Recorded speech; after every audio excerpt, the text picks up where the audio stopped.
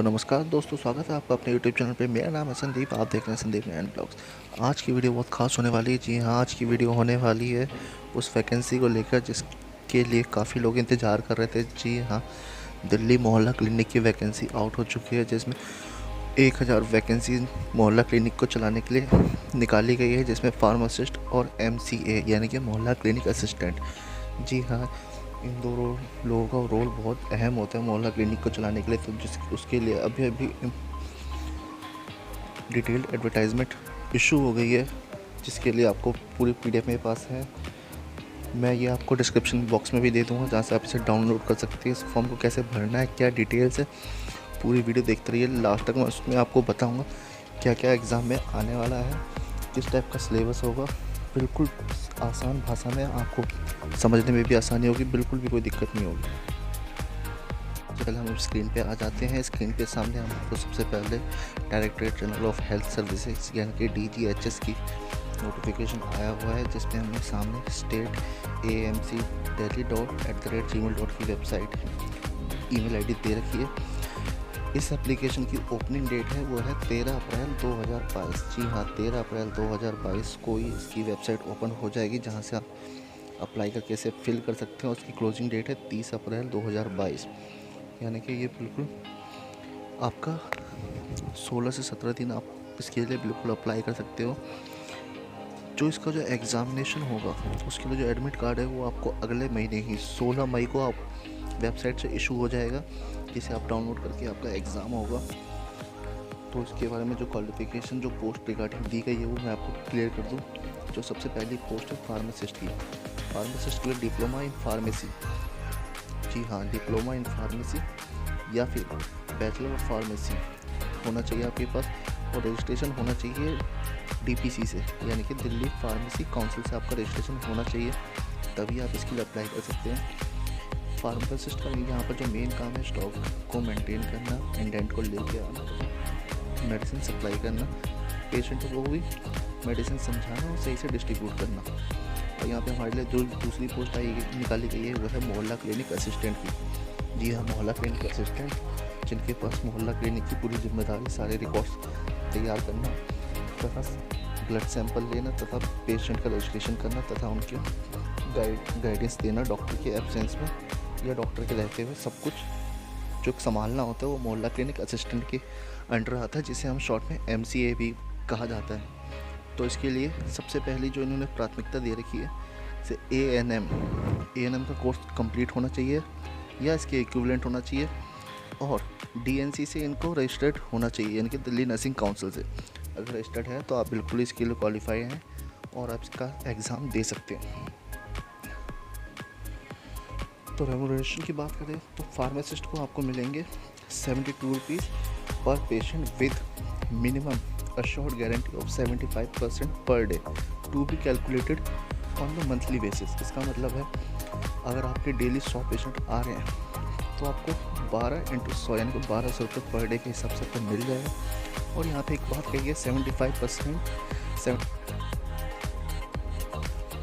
तो रेमुनरेशन की बात करें तो यहाँ पे सबसे पहले फार्मासिस्ट का रेमुनरेशन बताया गया है, जिसमें लिखा गया है 12 रुपये पर patient with minimum assured guarantee of 75% patient per day. यानी कि इसका मतलब है अगर आपके डेली के 100 पेशेंट आते हैं तो आपको 100 × 12 यानी कि 1200 रुपये पर डे के हिसाब से आपको पेमेंट मिलेगी।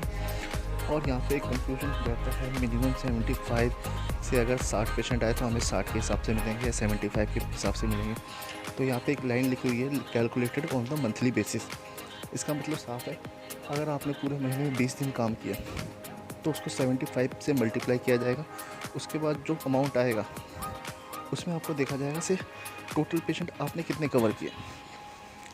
कहने का मतलब है, अगर आपने 20 दिन काम किया और आपकी टोटल OPD 2000 बन रही है तो ये मिनिमम 75 से ऊपर चली गई है, यानी कि 1500 जो OPD होती है मिनिमम आपकी बनती, वो 1500 पर आपके चले गए 2000, तो आपको 2000 के हिसाब से पैसे मिलेंगे। पर अगर आपने 20 दिन काम किया पर आपकी OPD 1000 ये तो 1200 ही है, तो उस केस में आपको 1500 के हिसाब से पेमेंट दी जाएगी। तो ये फार्मासिस्ट का हो गया।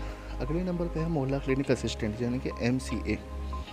इनको मिलेगा हर रजिस्टर्ड पेशेंट के लिए जो डेली आता है 10 रुपये पर पेशेंट के हिसाब से, ANC चेकअप जो होती है प्रेगनेंट महिलाओं के लिए, उसके लिए 10 रुपये एडिशनल दिया जाता है।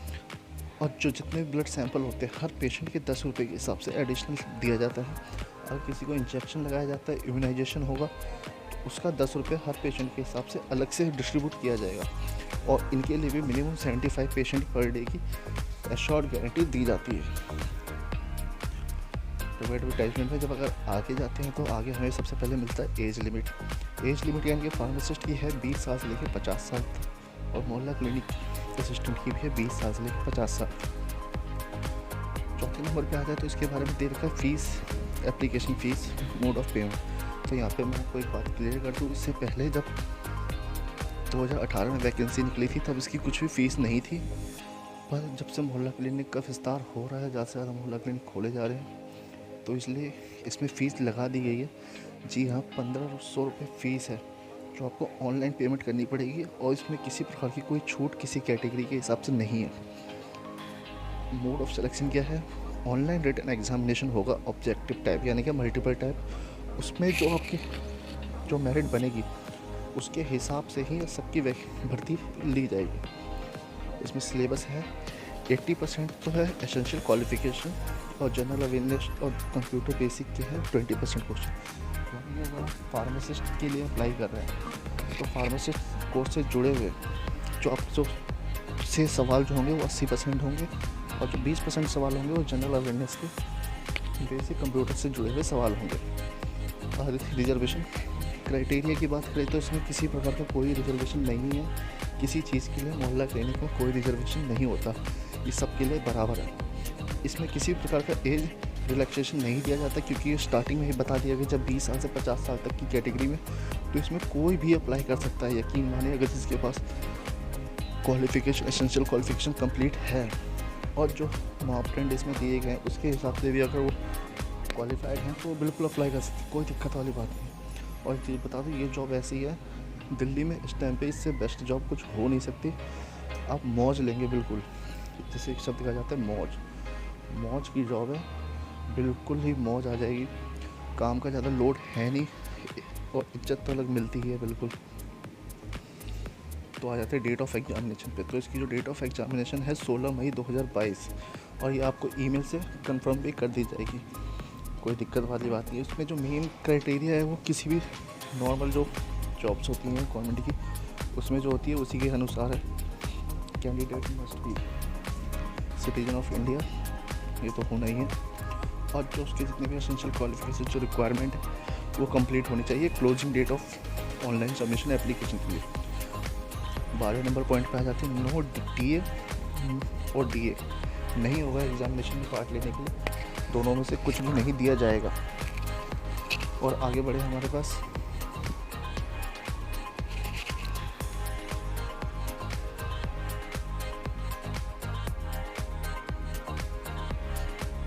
जो इसकी टर्म्स एंड कंडीशंस होगी वो पूरी तरह से इम्पैनल्ड है। इम्पैनल्ड मतलब आपसे प्रोफेशनल सर्विसेज ली जा रही है, और इस इम्पैनलमेंट को किसी भी टाइम गवर्नमेंट के ऑर्डर से health and family welfare department की तरफ से चेंज या फिर रद्द किया जा सकता है। The selection of employment not entitle candidate regularisation और तो परमानेंट। तो जो इसमें कैंडिडेट जो अप्लाई कर रहा है वो ये ना सोचे सो परमानेंट हो जाएंगे या परमानेंट या रेगुलर उनकी जॉब चलती रहेगी। ये फ़िलहाल इम्पैनल्ड है, तो उस हिसाब से सोच के ही अप्लाई करें। The empanelled candidate shall be liable to work in any of the Mohalla clinic anywhere in Delhi. जिनकी भी इनमें रिक्वायरमेंट भर्ती की जाएगी उसकी कंडीशन ये है, उसको दिल्ली के किसी भी डिस्ट्रिक्ट के किसी भी मोहल्ला क्लिनिक में किसी भी टाइमिंग पे भेजा जा सकता है जहाँ पे पेशेंट का लोड ज़्यादा है। जहाँ पे ज़्यादा पेशेंट आते हैं वहाँ पे अभी 2 शिफ्ट में मोहल्ला क्लिनिक रन करते हैं। जहाँ 2 शिफ्ट में है वहाँ सुबह 7 से 1 और दूसरी शिफ्ट दोपहर 1 से शाम के 7 बजे तक चलती है। पर जहाँ भी पेशेंट थोड़े कम है वहाँ पे 1 शिफ्ट में ही मोहल्ला क्लिनिक रन हो रहा है, जिसकी टाइमिंग सुबह 8 बजे से लेकर दोपहर के 2 बजे तक होती है। 16 नंबर पे आ जाए तो for any legal dispute jurisdiction of the court will be Delhi और न्यू दिल्ली। तो अगर कोई मामला होता है तो इसके लिए जो कोर्ट होगा वो नई दिल्ली में ही केस की सुनवाई की जाएगी। तो इसका जो जनरल इंस्ट्रक्शन है एप्लीकेंट के लिए वो भी एक बार देख लेते हैं। जो इसके लिए जो फॉर्म है वो बिल्कुल ऑनलाइन है, आप ऑफलाइन जाके या हेड ऑफिस में जाके इसके लिए कुछ भी कंफर्म ना करें, प्योरली ऑनलाइन है। Candidate are required to apply online using the website. यहाँ पे हमारे पास वेबसाइट दे रखी है, इस वेबसाइट पे आप जाइए, आपको पूरी डिटेल मिल जाएगी। पर अभी ऑनलाइन लिंक वर्क नहीं कर रहा है, तो बाकी सब वही नॉर्मल चीज़ें हैं।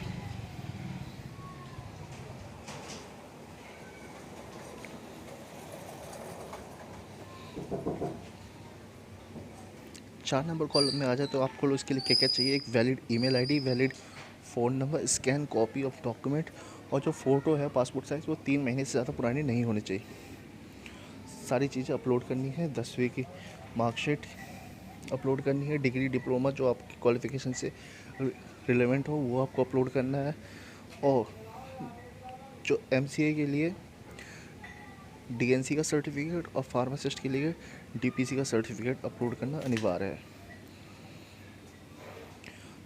और यहाँ पे एक चीज़ और बात बताई गई है 6 नंबर में कॉलम में, अगर आपने सब कुछ फॉर्म को फिल कर लिया है तो उसके बाद उसका एक प्रिंट आउट लेके अपने पास रख लीजिए फॉर फर्दर इंक्वायरी के लिए।